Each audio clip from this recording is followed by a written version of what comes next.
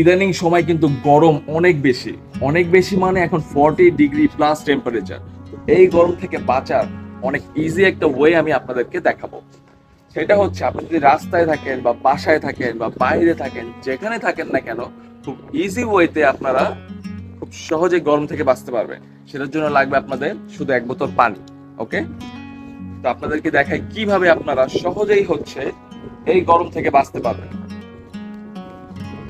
একটা পানির বোতল নিতে হবে, মুখটা খুলতে হবে, তারপর যা করতে হবে খুবই সহজ।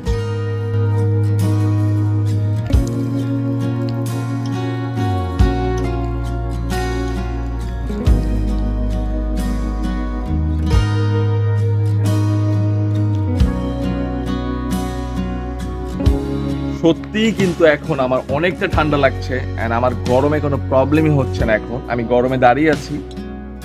এই গরম থেকে বাঁচতে